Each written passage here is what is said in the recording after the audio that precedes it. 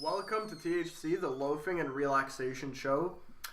I'm your host, Anthony, and today I'm joined by my co-host, William. How are you doing today, William? Pretty good. Oh, good. Glad to hear it. And also, I'm super happy to hear that we have Greg once again as our guest. Woo! I'm lactose intolerant. Okay. I guess, oh my god, what the fuck? So, how you guys been lately? Not too bad? School okay? Yeah, nice to see you guys again. Yeah, man, it's been a while. Like every time. It's always been a while. Good thing we only go to the same school with each other. I know, right? Oh, fuck. This is for all those Dawson students who understand the struggles. Do you guys have like this like self-aware thing about Chill Club? I'm starting to have that. Oh, yeah? About I'll take care of the toast, don't worry. Thank you, host.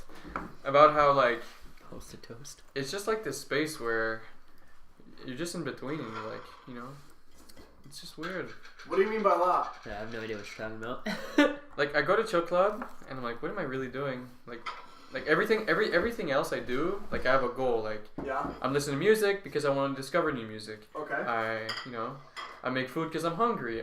I play video games because I need to get my mind off something. But, you know what's really healthy for the brain is to just shut it off once in a while, and that's what Chill Club is for. Fair. Literally. Like, no, honestly, like, I like Chill Club as the next member or whatever. Here's your toast, by the way. Thank you, Toast. And, yeah, thanks, man. But yeah, no, honestly, I like Chill Club just because I'm able to, like, chill and relax. Like, because my program, illustration design, is so fucking stressful.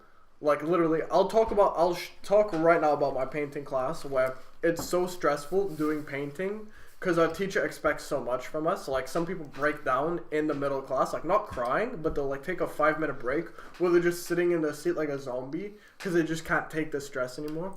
It's so crazy, and that's just one of the classes we take.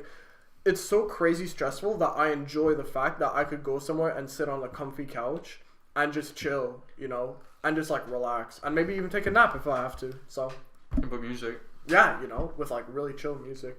Speaking of music, though, great fucking segue if I don't say so myself. Not of all time, but what's your favorite album at the moment? Not song, but album. What's an album you're listening to right now that you think is your favorite right now? This is just because I discovered it 2 days ago. My friend argued that Kanye was good, Okay. and I told him that old Kanye was good and that new Kanye wasn't that great. I completely agree with you. And then I had listened to his latest album, which is The Life of Pablo. Yep. A lot of new people in the rap game on that. Like, I know that was one of Designer did a feature on it, and Designer's super hot right now. I had listened to it. I thought, you know, it was pretty average. It had like special songs, it had typical songs, it had kind of puppy songs. But then he was like, no, just listen to it. Okay. And then I listened to it again and again and again. After like 3 or 4 times, I was like, you know what? It does work for me. The Life of Pablo, that album.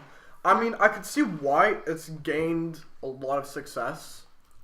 First of all, because Kanye is such a prolific person in the industry right now. But also, I'll definitely recommend anyone check out Anthony Fantano's channel, The Needle Drop, where he just, like, basically is paid by YouTube to just review any type of album. And he's definitely got a huge following. I don't think he's in the millions for sure, but I know he's pretty popular. He's definitely the go-to guy because he's pretty much proclaimed himself as the music nerd. Like, he knows everything about music. Wow. And definitely a link to his channel in the description because I recommend anyone go check him out. His stuff is amazing. It's how actually I learned a lot about rap and a lot about like different types of music through him because he's a really well-cultured guy. Like, he knows what he's talking about. And he analyzes the stuff really well. And he did a review on The Life of Pablo. He didn't like it. He didn't give it a good rating, but he did say some things that are like, if you're a Kanye fan, you'll really pick it up. And if you like listen to it a few times, like, you'll kind of enjoy it because the beats are really good and all this and all that. Yeah, the rap is really not exceptional. Like, Yeah. I've listened to most popular rap and like Nas and Biggie and Tupac. Yeah, the classics. Yeah. You know? And I wouldn't say Kanye's up there, but he, like, whatever style he has, it works for him. Yeah, of Like, course. I wouldn't say, like, he has a song called I Love Kanye. It's like 1.5 minutes long, and it's just, I was like every sentence ends with Kanye. Oh yeah. And it's just like self-aware of like being a fan of his old music and like meeting him. And like it's catchy, it's weird. It's really not like exceptional. Yeah. But I don't know, it just works. And like I'll if it comes on, I won't skip it. That's where I'm at. Oh, okay, I see what you mean. Yeah. But except for that, or like Ultralight Beam, or I think my friend also showed me like Snoop Dogg latest album. Yeah. So you would say that's probably your favorite album right now, a Kanye album? In like the past 3 days. In the past 3 days? Okay, that's pretty. But if you're talking like the past 6 months, who released an album lately? Childish Gambino wasn't that great. Yeah, I mean, I like. Oh yeah, go on. J. Cole. Yeah, for sure, J. Cole. Yeah, J. Cole's new album is pretty fucking hot. I'm not gonna lie. I definitely think it's better than Childish Gambino's, to be completely honest. His latest album? Yeah. Yeah, for sure. Yeah. But his old album too, like 2014 Forest Drive. Yeah, Forest Hill Drive. You're talking about J. Cole right now? Mm-hmm. Yeah, his stuff. He's been so consistent lately as a rapper and as a freaking artist in our industry. I feel like he's doing really, really well. And yeah, I feel like I definitely believe it now when a lot of people, like anyone in the game right now, can't take on J. Cole because he's just been so he's been flying, you know, he's been doing so good. Like someone's like, oh yeah, I like rap, and I'm like, oh, you ever listen to J. Cole? You're like, no. I'm like, but have you listened to J. Cole? Like, yeah, exactly. Have you listened to Wet Dreams? Yeah, holy shit. Have you listened to fucking Power Trip? Have you listened to like anything, literally? Because all this, I mean, this man drops gold, literally, you know. But really glad to hear your thoughts about that. What about you, Greg? Lately, any favorite albums? Well, you know I don't listen to anything. Anything? Yeah, right now. No, but it doesn't matter. Yeah. I mean, you like Panda, but you don't. That's it. You know, that is it. You like Panda? I do like Panda. It's his alarm clock, for Christ's sake. You know. No. Hey man, that thing went off in class once. It was super embarrassing. Panda. Yeah, because it was like they like changed the schedule or something, and it was like a Monday schedule or something, and then like my class was at 10 o'clock that day, or no, it was supposed to rank for 10 o'clock, but my class ended up being at 8 o'clock because it switched, and at like 8 o'clock I'm in class. Panda. Yeah. It was so bad. Well, anyways, it can literally be like any album. Doesn't matter if it's new or old. Like, well, what I bought recently is I bought Mariana's Trench. Okay. The Masterpiece Theater album. That's okay. The album, yeah. Yeah, which I think is fantastic. I heard it when I was a kid, but I wasn't too into them then. Yeah. Because they were like too edgy for me. But damn. yeah, but no, oh my god, they're fantastic. Holy crap, they're like. They bring me back the memories of like Simple Plan, and then like some Green Day, but they're like different for some reason, and it's so good. Would you consider it pop punk, or would you think it's something else?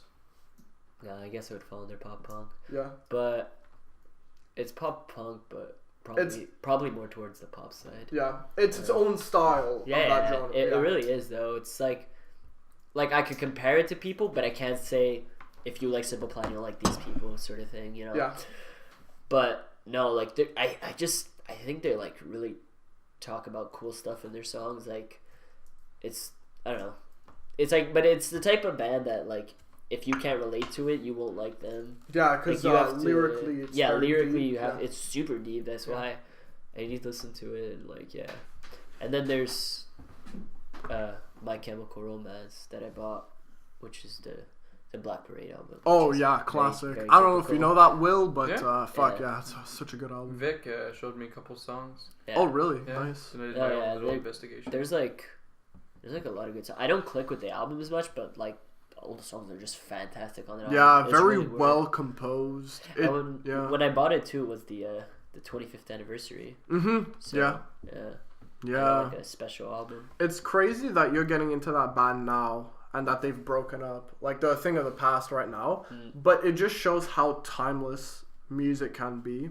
because you're picking up a 25th edition album. Like it's been 25 years, right?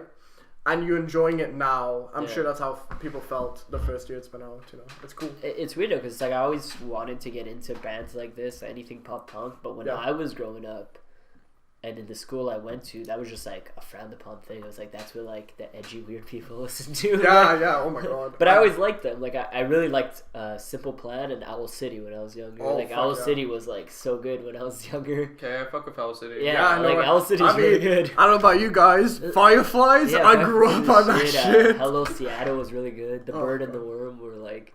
Those are all really good songs. Dude, don't even get me started on Vanilla Twilight. Vanilla Twilight, yeah, those are a really good song. I have the album like her. Shit. I'll listen to it. Yeah, it's the one with like the weird hotel, right? The sailboat yeah. sail hotel. Yeah, they have cool album art. No, ever since Firefly and like that Carly Rae Jepsen, if she's still alive thing. Yeah. I was like, too bad, man. It's catchy, but it ain't the same. Yeah, it was. Yeah, so just that. I mean, other than that, listening to the classics. Yeah, like I bought Bob Dylan on vinyl. That was Sweet. before that. Yeah, I wanted to hear your opinions about it. Is it good? It's fantastic. Yeah, it's so clear and so crisp. And the sound you can't beat vinyl. You really can't. It's just it's too good. The crackling noise in the background for age, even when it's a new vinyl record, it's like it's something so satisfying. Yeah, it's really smooth. It really is. Yeah. But what's the Bob Dylan album? It's a custom album. It's called The Essentials of Bob Dylan. Oh, okay. It's like a compilation. It's like his best songs. Like best of. Yeah, best of. Okay, sick. Yeah, because I don't know. So. Oh, actually, you know who I got into recently? All right. That is old, but like super out of the style. I just do Muddy Waters.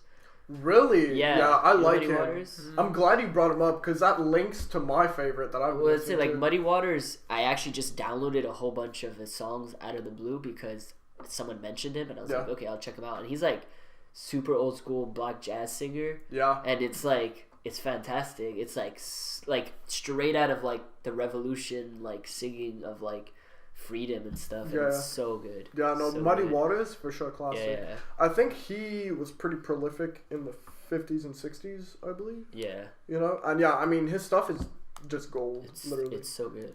He's definitely like one of really one of the best jazz singers. Best I guess he would be considered early rock before people knew what rock was. You know. Well, all rock originated from black music. So. True. So pretty appropriate. Elvis Presley. What did they invent? Black people? Talk about music. Oh yeah, they definitely. Yeah, they definitely invented jazz. All music came off blues. From another. Yeah, blues. Yeah, invented for sure. the blues. Folk song. Well, not well. Well, there's rockabilly, which is I guess Muddy Waters would fall under a bit like under rockabilly. Well, not even just because that's he R&B, started. Right? Rockabilly. No, R&B is like rhyme and beat. Yeah, it's like rhythm and beat or something like that. Yeah, it's close to. I don't listen to R&B, so don't quote me on that shit. But I know it's really like it's old jazz. Yeah, like you'll listen to it after. I'll show you. It's pretty crazy. But what about you? Yeah, man, I'm really happy you brought up Muddy Waters because one of my favorite albums right now is Blue and Lonesome by Rolling Stones, the Rolling Stones. Mainly because it's the newest album that they had dropped, I guess, 2 or 3 years ago. I'm not sure. I think it dropped in 2015, but don't quote me on that. I'm just really late to the game.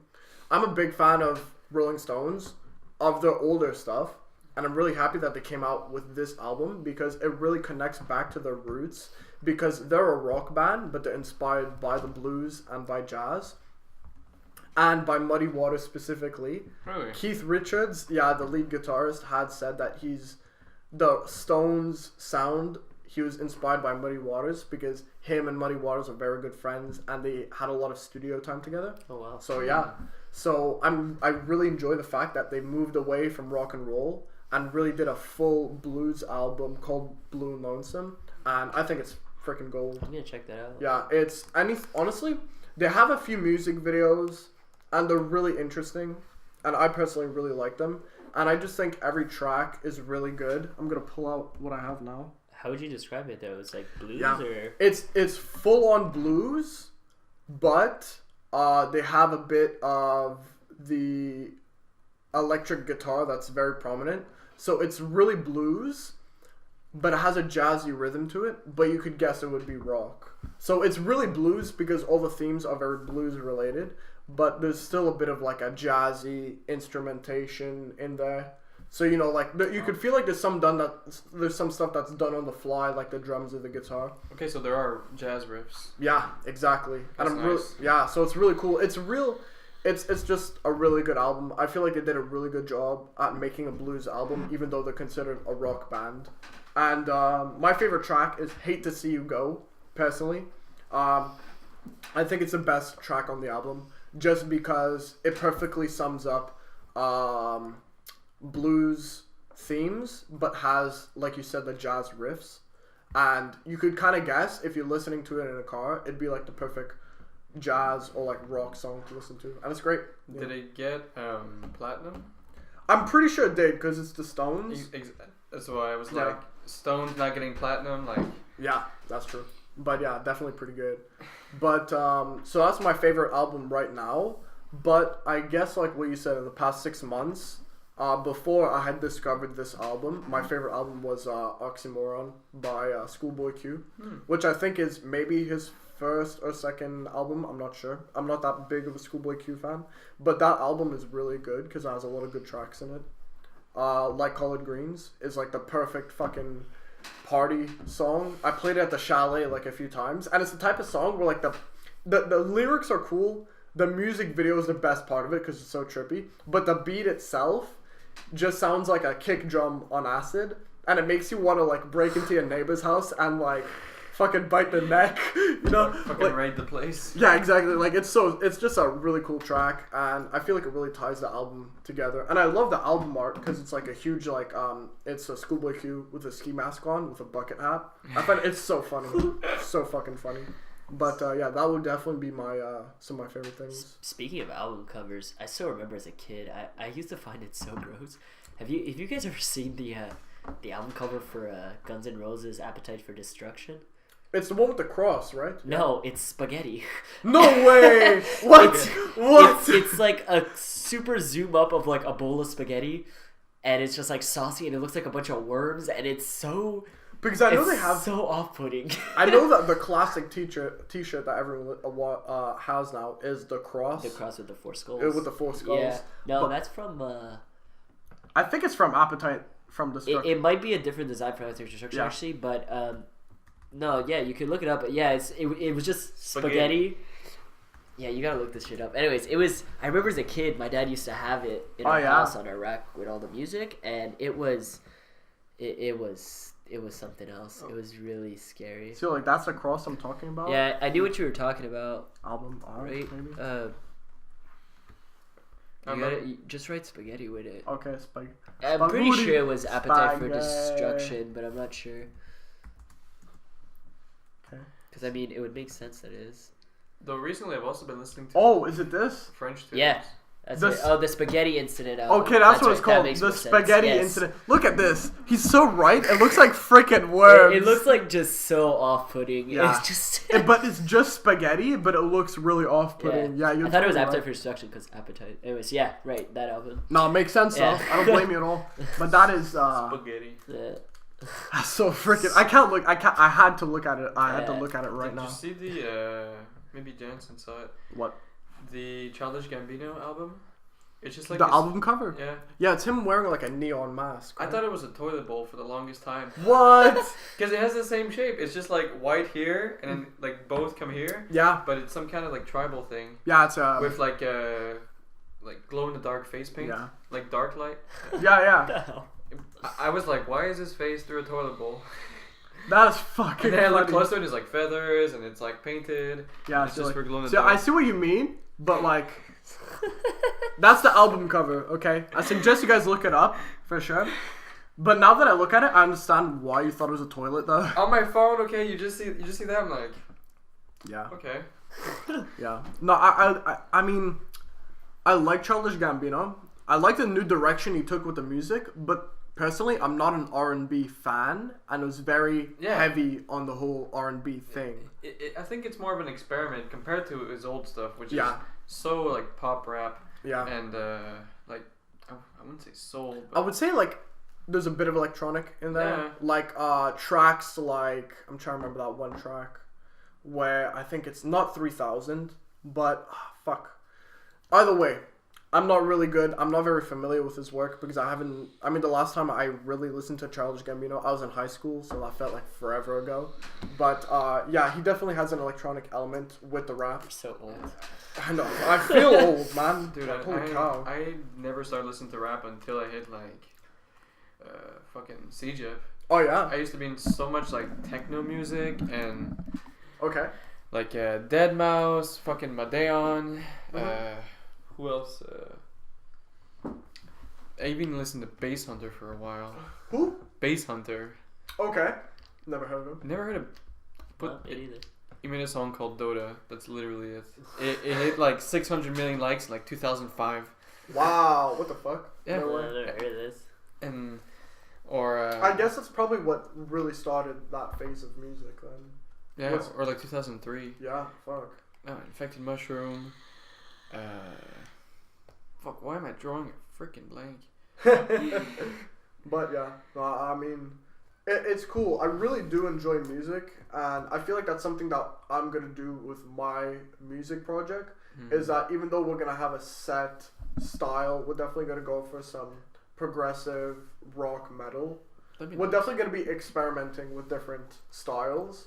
And I know a thing right now, which I might have mentioned to you, is that we're gonna release 2 EPs. One of them being one specific style, and the other one being another completely different specific style, but making them kind of interchangeable and work.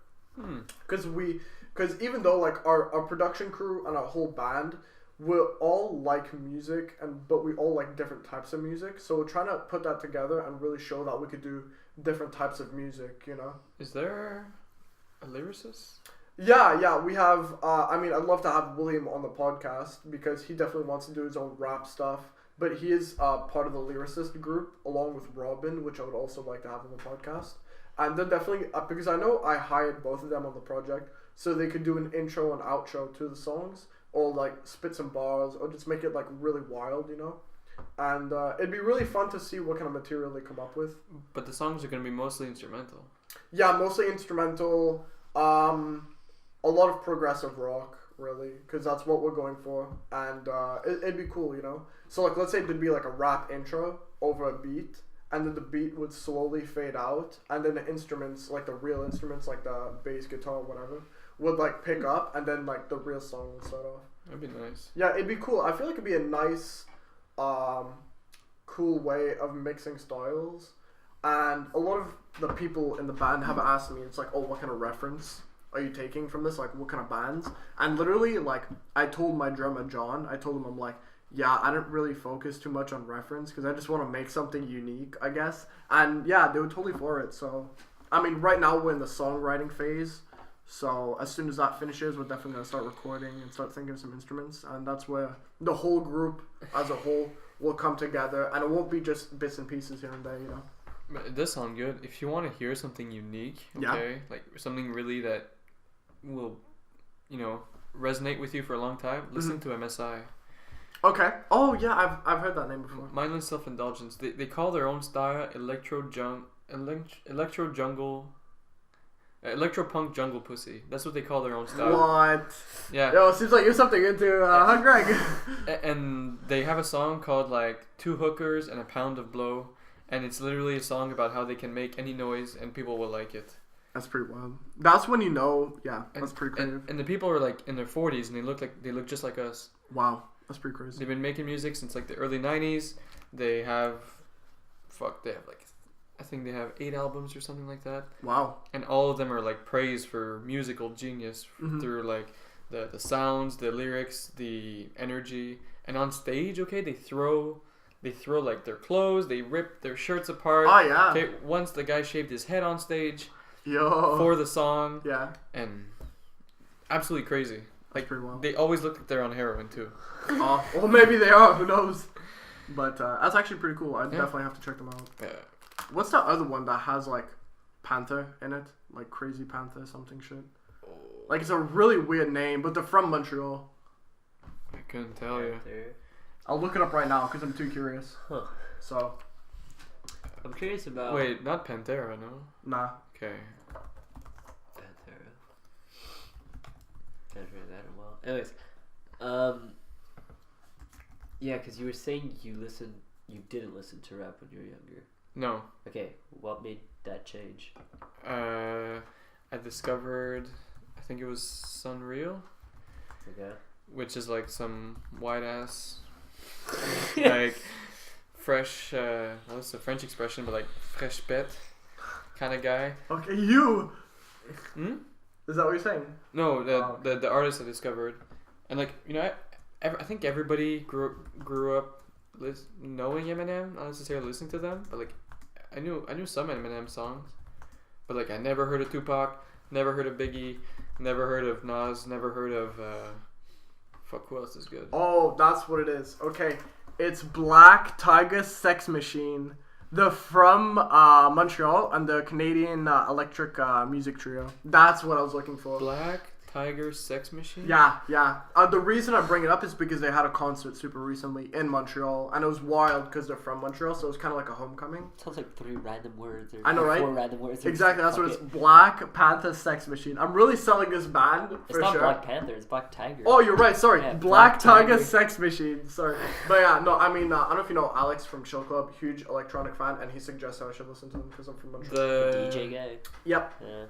He was Right. dating Cat? Yeah. Oh, that guy. Yeah, him. I love him. He's By a the way. DJ? Or he Everyone knows from DJ. radio is a DJ. Yeah, true. So yeah, Black Tiger Sex Machine. Fucking funny name, personally. I have no idea what he does. Every time I saw him, we either play chess or try to do a drug deal. Oh, okay. So I don't know if you want to say that on the air, but whatever. I mean, I'm not a But- drug dealer, so. Sure. or- So, yeah, what were you guys talking about before? We were saying how you got into Yeah, Rap. the shift in music. I discovered Sunreal and then G-Eazy, and then I listened to some old Kanye, and I mean, I used to listen to Akon, which It sounds good. No, Akon's pretty good, yeah. I like Akon. I don't think he's really doing anything recently, because now he's more into the humanitarian efforts. But I would say in the early 2000s, he was pretty hot, for sure. is Usher a rapper? Yeah, he's the guy who discovered Justin Bieber. Yeah, But he's he's- like a pop rap sort of Yeah, he's kind of like thing. He's hip hop. yeah, pretty much, you know. But he's not really relevant anymore. Okay, well, I knew hip hop, and then rap came in, Yeah, and I just love rap. yeah, it's pretty fun. It, Yeah, it speaks to me. yeah, of course. I mean, And then came psychedelic rock, which is. Did you just find this on your own, or someone introduced you Suggested, to yeah. these things? I have a friend, okay, who has so much free time on his hands that he just goes through like thousands of songs in a week, and you know, and we used to hang out fucking 14 hours a day for like every day for Yeah. like summers on end, because we literally had nothing to do, no car, no friends that lived nearby, Yeah. and we both had fortunate parents, and we just listened to music and music and music and music, and we weren't. I'm not gay. oh my And some god. nights I'd stay extra late and we'd share our innermost secrets. Yeah, used to have our slumber parties, and we do pillow fights, and somehow someone's underwear came off. What? I mean, there's a lock on the door for a reason. God, Will, you're too funny. Jansen, What about me? did you always have the same taste in music, or did it change? On the beat. A very good point. Because you listen to two very different sides. You're like Yeah. the rocker, and then like the rap, and it's like, Yeah. whoa. Yeah, no, my first love was definitely punk music. I still carry the punk aesthetic and grunge aesthetic to this day. I definitely fell in love with metal, and I loved rock. But rap definitely came later when I started hanging out with the other William Moore, because we both really liked metal and rock, but he kind of discovered rap on his own, and then he showed it to me, and then he really got me into rap. So now me and him were like this perfect duo of rock and rap. So yeah, I mean, some days I walk in, I look like I'm a rock star, and then others I walk in and I look like a drug dealer, which is totally true. But yeah, and so I mean, I like the fact that I have two faces on that fact, that I'm perfect to talk to about metal and rock, and I'm really enjoyable to talk to about rap and all that stuff. But I'm not into hip hop or R&B. It's really strictly rap that I know the most of. Do you know radio songs, or like radio songs from the past, like Not growing really. up? Nah, because I mean, I never boycotted radio or anything, but I never really liked radio music because I found it was too mainstream. I guess that's just a rock side coming out or whatever. Yeah. But yeah, no, I felt like if it's underground, there's a reason, and if people really like underground music, it's probably because it has a really good connection with the people, you know. So yeah, but it's really interesting you brought that up, Greg. Yeah, it's definitely true. Rock and rap is definitely my thing. Fucking hit the table too. So passionate, but yeah. Wait, you like rock, but have you ever listened to Queen? Yeah, I love Queen. Okay. I think everyone at this That's table it. Listen. right now loves Queen. The amount of times Queen has gone off in Chill Club and people just decide to become Freddie Mercury all of a sudden is wonderful. But it's always the same 5 songs. It's true. It's very true. Oh, well, I like a lot of the ones that people don't know about. Like, yeah. one of my favorite Queen songs is "Play the Game," because I mean, I don't know if you're familiar, but I love that one because he's saying like, you know, life's a bitch, just play the game though. Like, you know, like That's a good message. yeah, it's just like, oh man, I love that song. Like, so many people don't know about it. People know like Bohemian Rhapsody, Fat Bottom Girls, We Are the Champions. You know, Yeah, like, the classic. We Will Rock You, Oh, me, I like Killer Queen. Killer Queen. Yeah, that's my favorite too. I used to play that shit on Guitar Hero. What about The Show Must Go On? Show must go on. So- Yeah, yeah, I think that's copyright.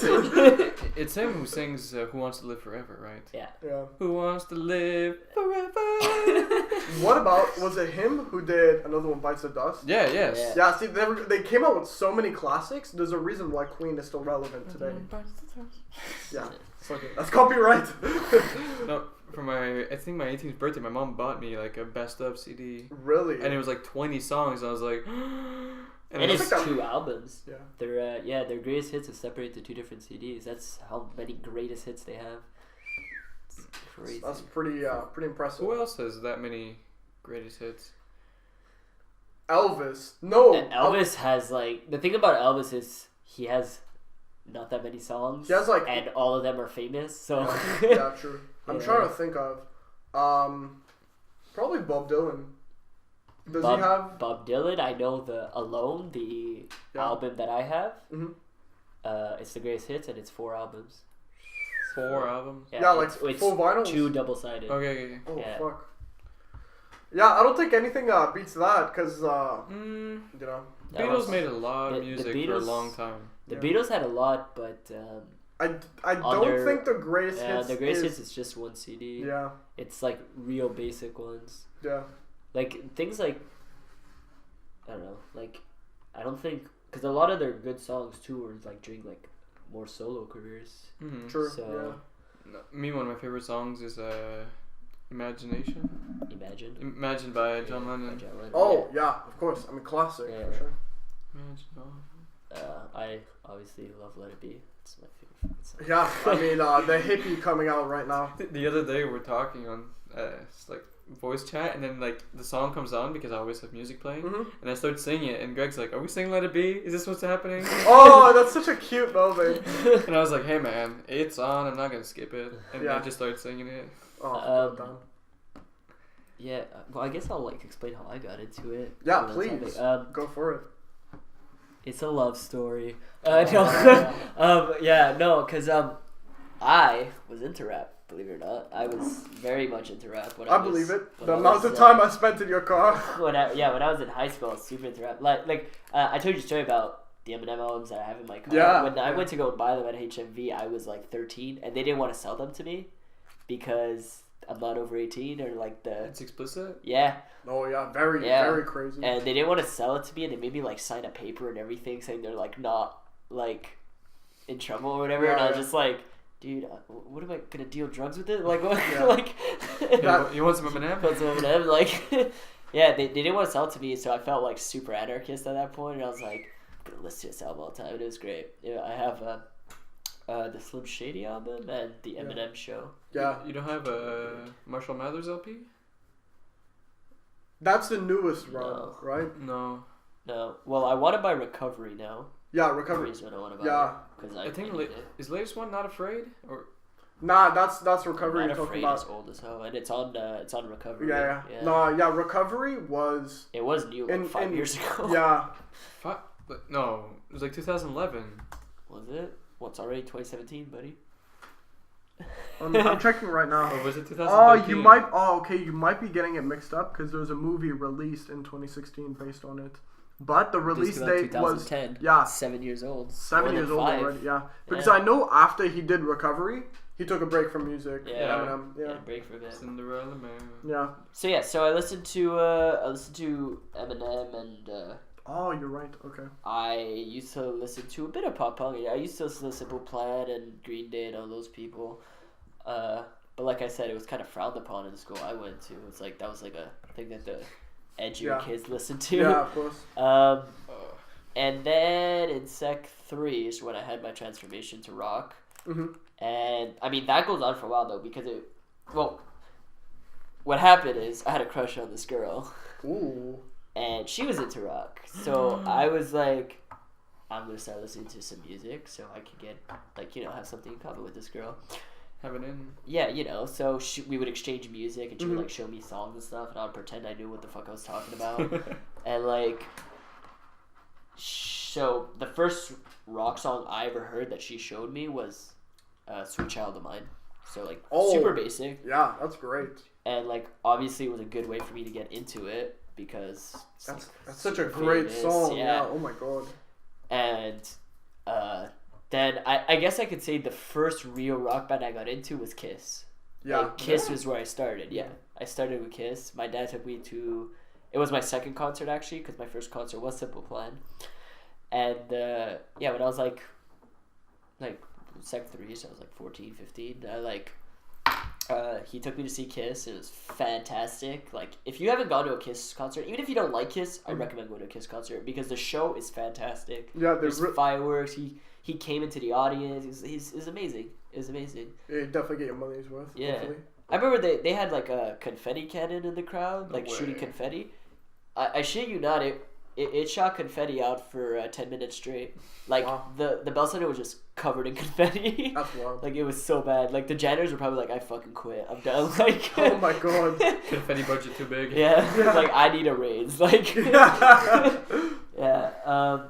So then, like, at this point, I wasn't a hippie. Like, I consider myself now. We'll get to that, though. It's along the way of the story. So, cool. So I started listening to Kiss, Guns N' Roses, AC/DC, so super basic. And that slowly transitioned when I went to trade school. When I went to trade school, it's the first time somebody called me a hippie. I didn't know I was. Apparently, I just talked like one, and I had views like one. And I mean, I guess I kind of was at the time because you're at high school, so you start to find yourself, Yeah, of course. So it only made sense that happened around that time.